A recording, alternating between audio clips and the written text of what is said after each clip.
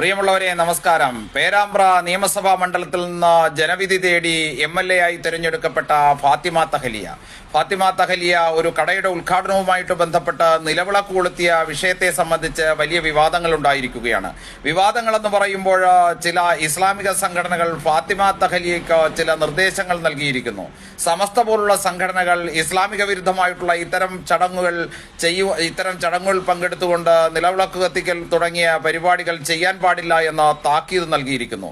കേരളം എന്ന് പറഞ്ഞാൽ മതേതരത്വ സംസ്ഥാനമാണല്ലോ. ഈ മതേതരത്വം നിറഞ്ഞു നിൽക്കുന്ന കേരളത്തിൽ മതേതരത്വം എന്ന വാക്കിന്, മതനിരപേക്ഷത എന്നുള്ള വാക്കിനെ കുറിച്ചൊക്കെ പറയുമ്പോൾ നമുക്ക് മലയാളികളെ സംബന്ധിച്ചിടത്തോളം വലിയ വാചാലരാകാറുണ്ട്.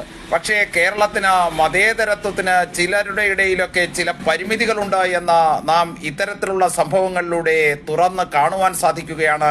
അതിൻ്റെ നേർചിത്രം മനസ്സിലാക്കുവാൻ സാധിക്കുകയാണ്.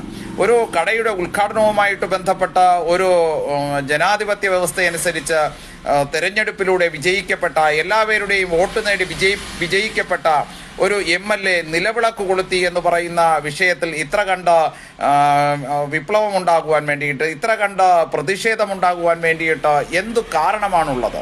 ഇത് യഥാർത്ഥത്തിൽ മതാധിഷ്ഠിതമായിട്ടുള്ള ചില ചിന്തയുടെ അടിസ്ഥാനത്തിൽ ഉയർന്നു വരുന്ന മതരാഷ്ട്രവാദത്തിൻ്റെ ഭാഗമായിട്ടാണ് ഇത്തരത്തിലുള്ള ചിന്തകൾ ഉയർന്നു വരുന്നത്, പരാമർശങ്ങൾ ഉയർന്നു വരുന്നത് എന്ന് നമുക്ക് മനസ്സിലാക്കാൻ സാധിക്കും.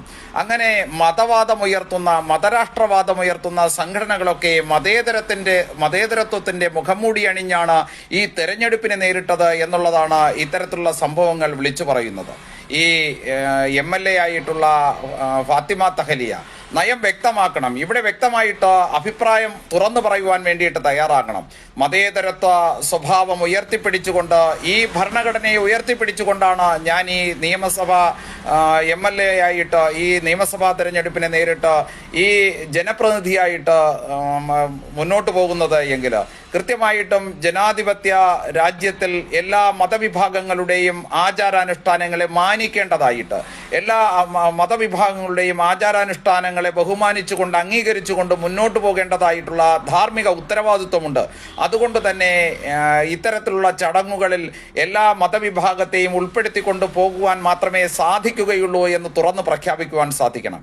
അങ്ങനെ സാധിച്ചില്ല എങ്കിൽ, ഏതെങ്കിലും ഒരു മതത്തിന്റെ തിട്ടൂരങ്ങൾക്ക് വഴങ്ങിയിട്ടാണ് മുന്നോട്ട് പോകുന്നത് എങ്കിൽ, എൻ്റെ ജനാധിപത്യ വിശ്വാസത്തെക്കാളും ഈ രാജ്യത്തിൻ്റെ ഭരണഘടനയെക്കാളും വില കൽപ്പിക്കുന്നത് ഞാൻ എൻ്റെ മതവിശ്വാസത്തിനാണ്, എൻ്റെ മതസംഘടനകളുടെ നിർദ്ദേശങ്ങൾക്കാണ് എന്ന് തുറന്നു പറയുവാൻ വേണ്ടിയിട്ട് ഫാത്തിമ തഹലിയ തയ്യാറാവണം എന്ന് മാത്രമാണ് ഈ അവസരത്തിൽ സൂചിപ്പിക്കുന്നത്. നന്ദി, നമസ്തേ.